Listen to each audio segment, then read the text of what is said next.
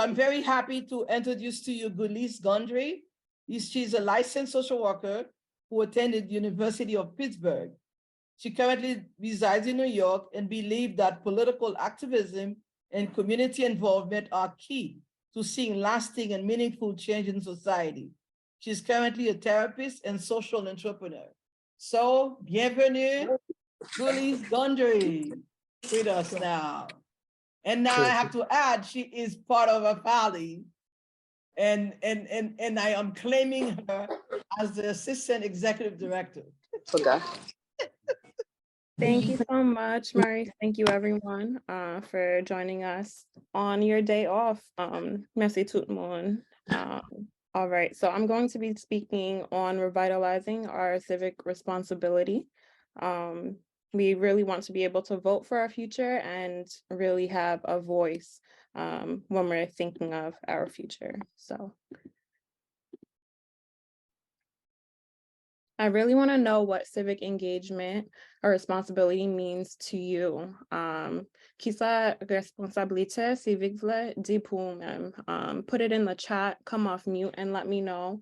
I just want to know where everyone is at with this in just understanding this topic.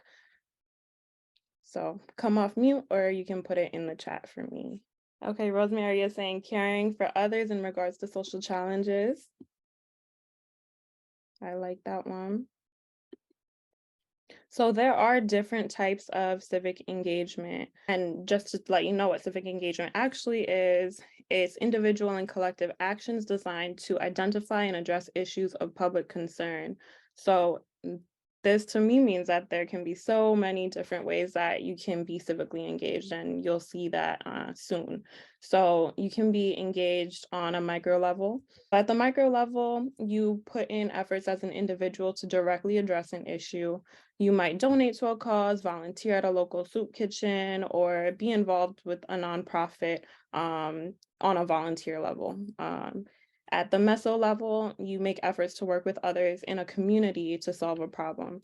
Maybe you're actually working at a nonprofit and working within teams at a nonprofit to make change and ameliorate hunger or child homelessness. Maybe you're attending town hall meetings with the school board and making your voice be heard about what you want to change in your neighborhood. And at the macro level, you're making efforts to interact with the institutions of representative democracy, or in our case, we could really think about just being involved on a government level. Running for office, voting is even a macro level effort, and being involved in that way, maybe even becoming a superintendent to have your voice count. April 3rd, 1968. This was a day before Martin Luther King Jr. was assassinated. And I just want to share with you all one of, I think, his most impactful speech, where he talks about making it to the mountaintop. So I'll play about 2 minutes of this. If I lived in China or even Russia or any totalitarian country, maybe I could understand some of these illegal injunctions. Maybe I could understand the denial of certain basic First Amendment privileges because they haven't committed themselves to that over there. But somewhere I read of the freedom of assembly. Somewhere I read of the freedom of speech. Somewhere I read of the freedom of press.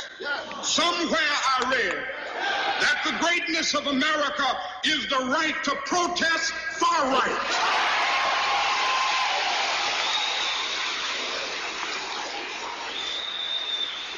And so just as I say we aren't going to let any dogs or water hoses turn us around, we aren't going to let any injunction turn us around.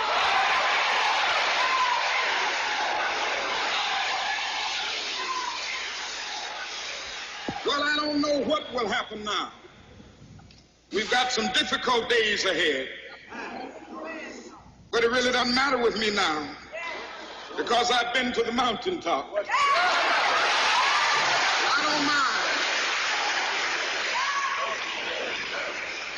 Like anybody, I would like to live a long life. Longevity has its place. But I'm not concerned about that now. I just want to do God's will. And He's allowed me to go up to the mountain. And I've looked over and I've seen the promised land. I may not get there with you, but I want you to know tonight that we as a people will get to the promised land.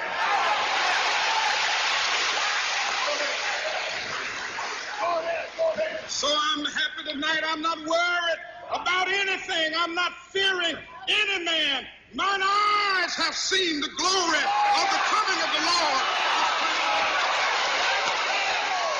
As you can see, he was so spiritual that you could even hear in his speech, he knew he was going to die. I just want to say, voters and communities make or break government. You really have to use voice, politicians take action.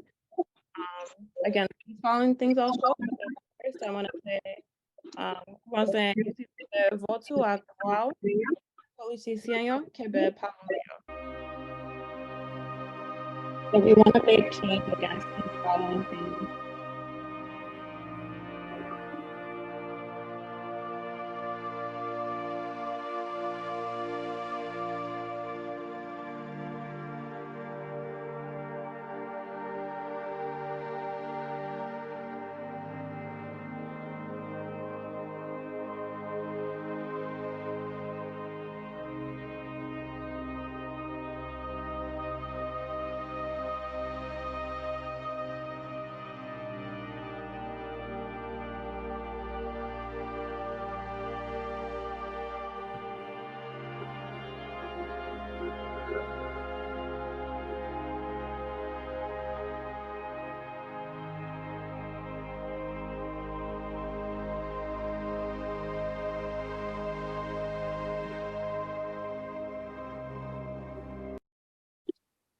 So politicians really need to make social change a priority for us in future generations because our future really does depend on it.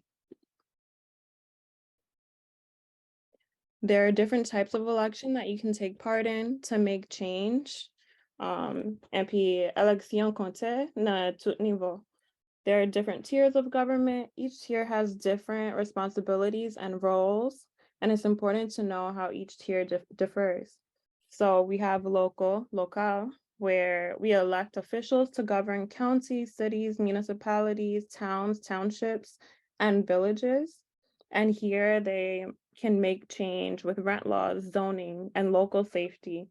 If you're familiar with Garden City, which is right near Hempstead, you know that if you're interested in like residential zoning and things like that, pretty much there was a building that was being constructed for affordable housing. People within Garden City were able to stop that building from being built because of certain ordinances that they have, and we're able to say if there's a building, a residential building with more than 4 apartments in it, it can't be built. Which is pretty much saying they don't want affordable housing. They don't want Black and brown people living in their neighborhoods, so they're able to do that. But if we vote for people who are able to, you know, be more in support of affordable housing, things like that could change. So that's just one example.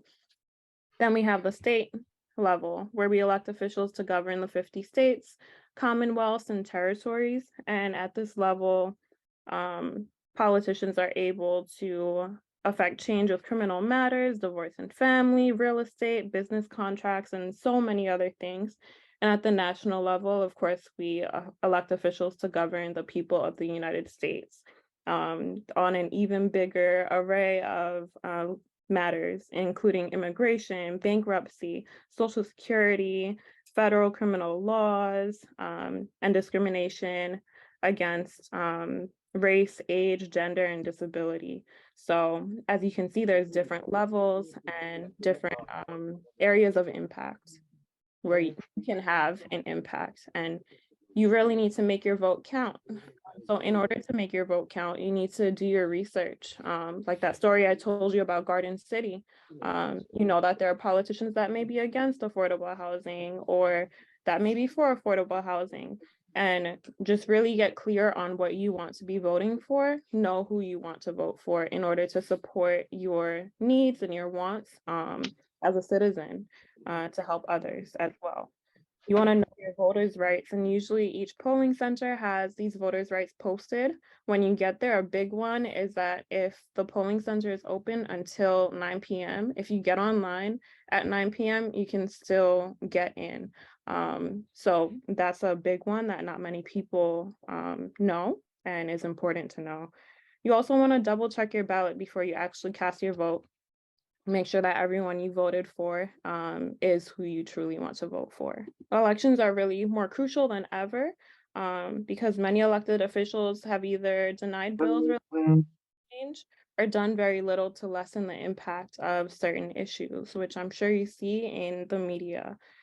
And this right here is very, very important because it shows that every single large ethnic voter group votes more democratic leaning. So more about social change, more about things that will help society as a whole on a social level.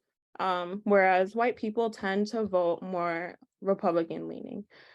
So it is really important that we do get out there and vote because our vote truly does count.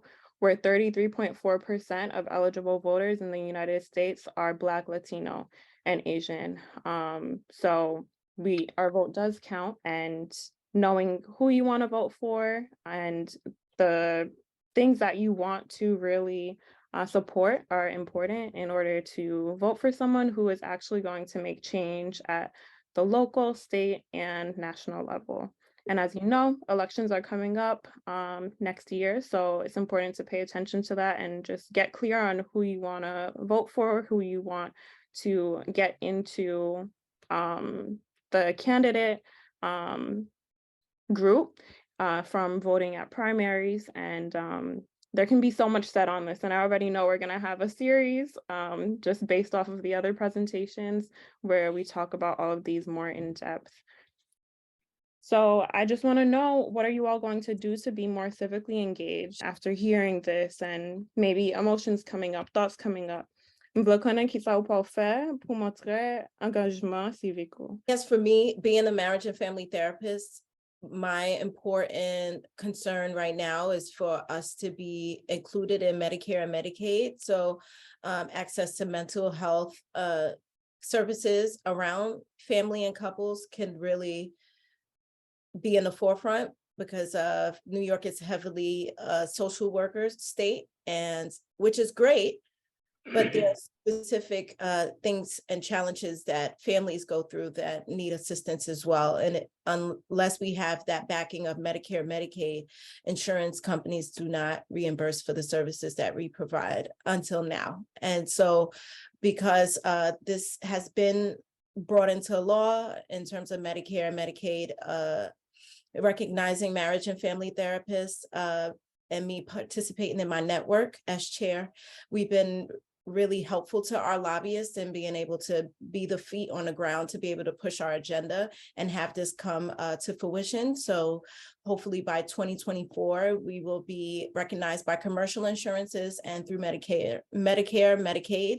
So people who are low income can begin to have access to these services that we provide that are really considered specialty services. Very sad.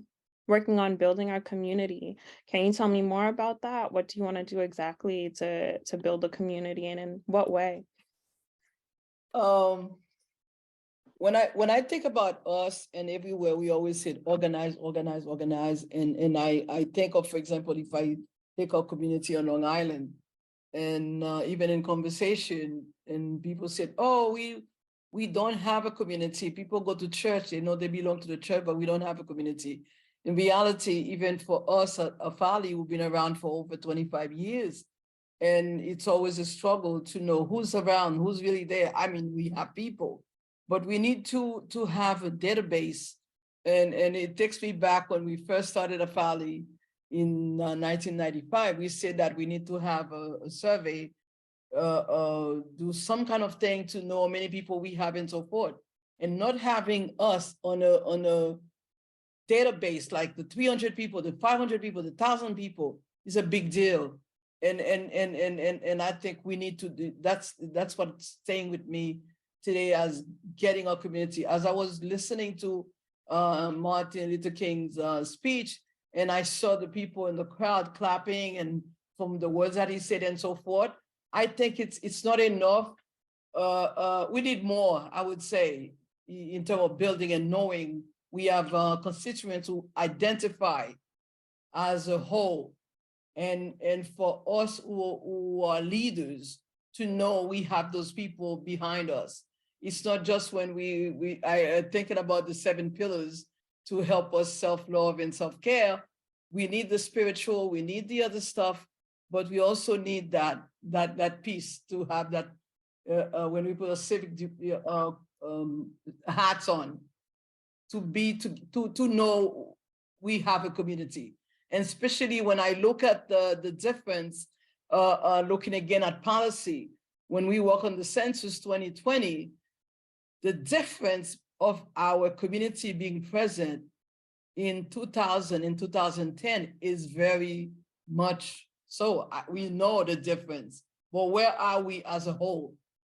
So I'm saying I'm wearing HAFALI's hat to say, you know, as the co-founder, that is something we need to concentrate on. So I'm saying we need to know, the community needs to know we are that community, not just me or any one of us advocating on behalf, and we don't have a whole. That's what I mean by building the community. Good afternoon, everyone. My name is Elijah, and as a 12-year-old, is there anything I could do to help out the community? Most definitely. Do you have any strong passions or anything you see in your community that you don't like, that you'd like to change? Littering on the beaches. Littering. That's something very simple that you could do. Maybe, you know, once a month or even once every 3 months, you go out to the beach with a group of friends or family members and you could clean it up. And that right there would be a beautiful way to be engaged in your community and making it look more beautiful and clean. And as a young man saying, what can I do for the community? I love it. And that's why we just like you gave an example, we want to be here for you and mentor you and hear you to help you make happen what's on your mind. Because there could be something that we saw 30 years ago, you were not even born, that you are seeing today that is very valuable. And we want you to know it can happen. It can happen, and you are going to see the result 10 years later.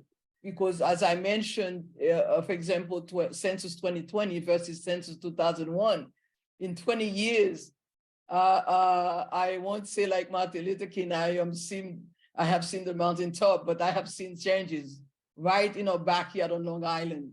And so I believe that, you know, the young, like you could be already a CEO in training, or we're mentoring you and you make your vision happen when we have exchange and have people of your age exchanging what you want your community to be 10 years, 20 years from now. I just want to say, let's get involved. If you didn't share anything, but you know, your mind is rolling, I would encourage you to reach out to someone who will listen to you. I'll definitely listen if you want to reach out to me, and I'll leave my contact information at the end. All right. Thank you, tout le monde. Merci, tout le monde.